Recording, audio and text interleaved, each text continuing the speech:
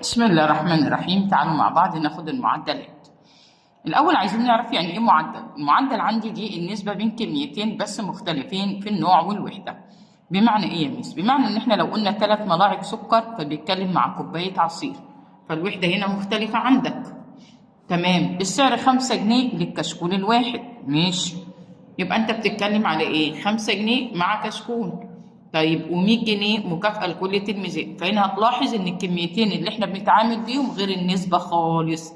النسبة كميتين من نفس النوع، إنما المعدل نوعين مالهم مختلفين. تعالوا مع بعض نحل تدريبات مع بعض ونشوف الحل بيكون إزاي. ماشي يا ميس، يلا. قال لي النسبة بين العددين 3 و11. أكتبها إزاي النسبة؟ خلي بالك ال3 حد أول وال11 حد تاني، يعني ال3 فوق وال11 تحت. 3 على 11. طب وإيه النسبة تاني يا ميس؟ 3 إلى ال11. إيه تاني يا ميس؟ 3 إلى ال11. إيه ده؟ أنت كل مرة يا ميس تكتبي ال3؟ أيوه حبيبي، هي حد أول في الكسر، حد أول في النسبة، حد أول في الصورة الثالثة بتاعتها. بعد كده بيقول لي النسبة التي حدها الأول 2 والحد الثاني 3. حد أول 2، ركز كده، يبقى 2 إلى إيه؟ 3. مش ينفع أكتبها حاجة تانية، ينفع أكتبها 2 على ال3. قال لي الحد الأول هنا مين؟ خد البسط. طب لو قال لي الحد الثاني خد المقام. النسبة 15 إلى 18. النسبة 15 إلى 18. طب ما نكتبها يا ميس، اكتبها حبيبي، 15 إلى 18. تعالى بقى نشوف مع بعض كتبناه ونشوف الحل بتاعها. خلي بالك ال 15 كام في كام كده؟ تعالى 15 بيساوي 3 في 5. طب وال 18 3 في 6. مين مشترك؟ التلاتة. اشطب على المتشابه وخد المختلف، يبقى 5 إلى إيه؟ ال6.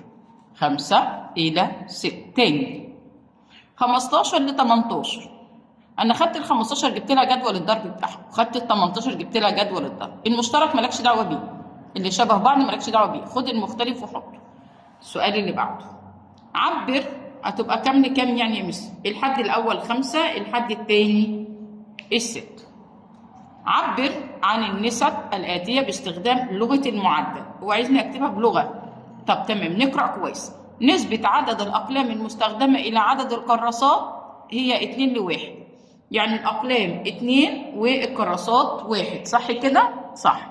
أقول له إيه بقى؟ يوجد 2 قلم، يوجد 2 قلم لكل إيه؟ لكل كراسة. تاني نسبة استهلاك 3 لترات من البنزين إلى 30 كيلو متر. استهلاك 3 لتر، يبقى نقول له إيه؟ ترجم كده، يستهلك 3 لترات من البنزين لكل هنشيل إلى ونحط لكل 30 كيلو متر. 30 كيلو متر.